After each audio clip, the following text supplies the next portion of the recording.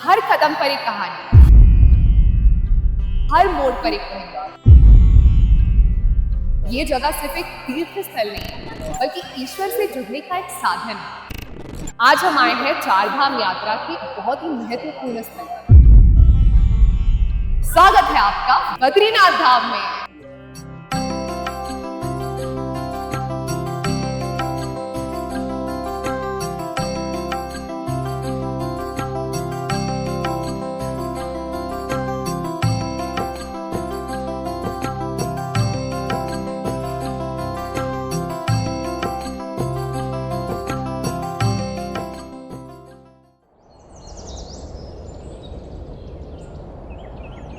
बद्रीनाथ मंदिर 3300 मीटर की ऊंचाई पर स्थित उत्तराखंड के चमोली जिले में अलकनंदा नदी के किनारे बसा है। हिमालय की चोटियों से घिरा हुआ ये मंदिर लॉर्ड विष्णु का मुख्य धाम माना जाता है और चारधाम यात्रा का एक आवश्यक केंद्र है। बद्री यानी वाइल्ड बेरीज और नाथ मतलब लॉर्ड।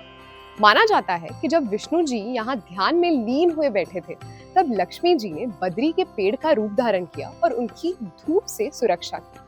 तब से इस जगह का नाम बद्री विशाल के नाम से जाना जाता है।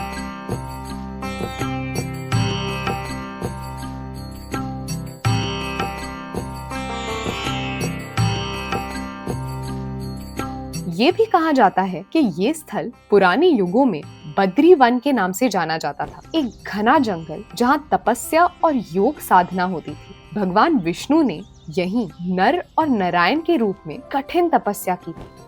आदि शंकराचार्य ने बद्रीनाथ धाम को फिर से पुनर्जीवित किया 9th सेंचुरी में, जब उन्होंने अलकनंदा नदी से विष्णु जी की मूर्ति प्राप्त की और मंदिर के गर्भगृह में स्थापित की। कहा जाता है कि उन्होंने यहाँ के पुराने साधुओं और तांत्रिक प्रथाओं को शुद्ध किया और भक्ति मार्ग को प्रचलित किया।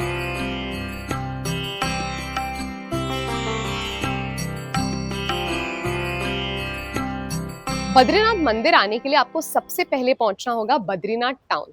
अब जोशीमठ तक आते आते आपको लगेगा जैसे आप हिमालय के बीचों बीच आ गए हो, पर फिर बद्रीनाथ टाउन आकर पता चलेगा कि हिमालय का आशीर्वाद क्या होता है।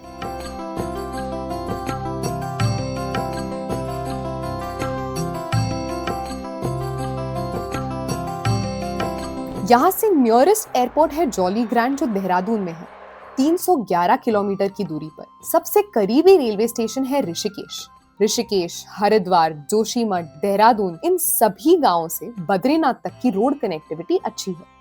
सजेशन वही है कि अगर पॉसिबल हो तो खुद की गाड़ी या टैक्सी से ही आना, क्योंकि ऑन द वे रूट में आपको इतने सारे तीर्थ स्थल मिलेंगे कि वहां रुकना तभी पॉसिबल होगा अगर खुद की गाड़ी हो।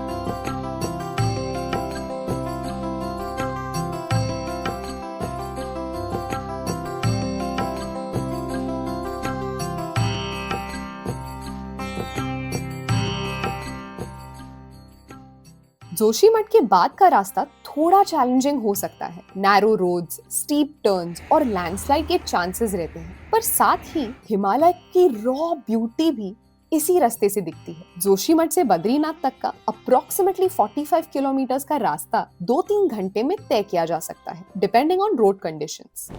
मंदिर अप्रैल या मई में खुलता है और लेट अक्टूबर या नवंबर तक खुला रहता है। सर्दियों में जब यहाँ बहुत बर्फ गिरती है, तब बद्री विशाल की मूर्ति नीचे जोशीमठ के नरसिम्हा मंदिर में लाई जाती है, जहाँ 6 महीने तक उनकी पूजा होती है।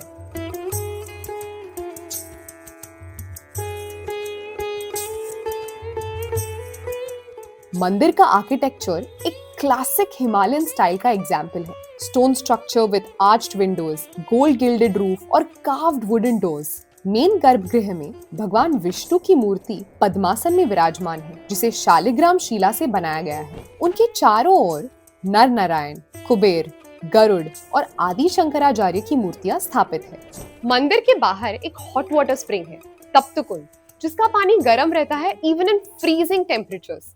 लोग यहाँ स्नान करके ही अंदर मंदिर जाते हैं। माना जाता है, बिलीव इट और नॉट, कि अगर आप इस कुंड में स्नान कर लो तो आपके हेल्थ प्रॉब्लम्स भी दूर हो जाते हैं।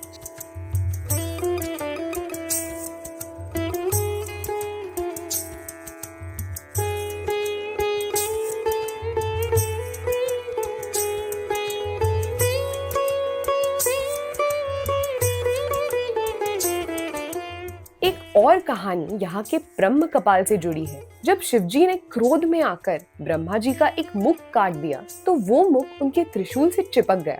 शिवजी पूरे ब्रह्मांड में भ्रमण करते रहे, लेकिन जैसे ही बद्रीनाथ पहुँचे वो शीर्ष त्रिशूल से गिर गया। इसी स्थल को ब्रह्म कपाल कहा जाता है। मानते हैं कि यहाँ श्राद्ध करने से आत्मा को मोक्ष मिलता है। पांडवों ने भी यहाँ महाभारत के युद्ध के बाद अपने पितरों का पिंड दान किया था। बद्री नारायण के दर्शन करने के बाद आपका सफर वहाँ खत्म नहीं होता है। वहाँ से कुछ 4 किलोमीटर की दूरी पर है माणा गांव। माणा गांव एक बहुत ही छोटा गांव है, इनफैक्ट इंडियाज फर्स्ट विलेज। इसके बाद तिब्बत बॉर्डर शुरू होती है। पर इस विलेज की खास बात ये है कि जब पांडव स्वर्गारोहण के लिए प्रस्थान किए थे कि वो यहीं से निकले थे। इनफैक्ट स्वर्गारोहणी जो ट्रैक है वो यहीं से शुरू होता है और आगे जाके आप सत्तोपंथ लेक जैसे ट्रैक्स भी कर सकते हैं।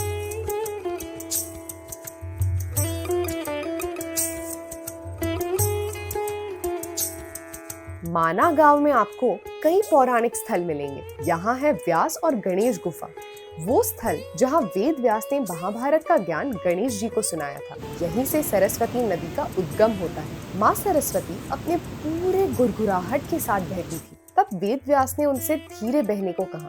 जब सरस्वती ने वेद व्यास का कहना नहीं माना, उन्होंने उसे श्राप दिया और वहीं वो धरती में समा गई। पांडव यात्रा के दौरान द्रौपदी के लिए इस नदी को पार करना मुश्किल था। तब भीम ने अपना बल दिखाया और एक विशाल पत्थर रखा जो आज भी भीम पुल के नाम से जाना जाता है। ये है सरस्वती नदी और वो है भीमशिला।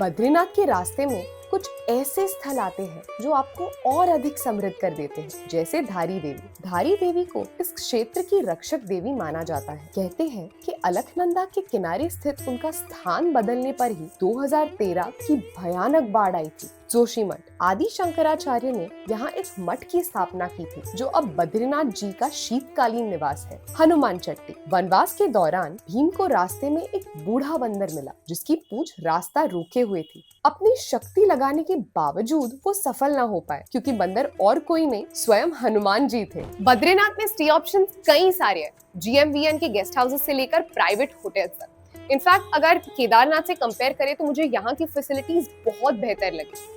पर जब आप पीक सीजन में आए तब एडवांस बुकिंग करना जरूरी है। रेस्टोरेंट्स, फूड ऑप्शंस भी बहुत सारे हैं पर बेसिक सात्विक खाना मिलेगा। बद्रीनाथ धाम एक ऐसी यात्रा है जो सिर्फ दर्शन तक सीमित नहीं, ये आपकी भावनाओं, आस्थाओं और अंतरात्मा को छू जाती है। प्रकृति के बीच विष्णु जी के चरणों में आके एक अलग ही शांति का अनुभव होता है।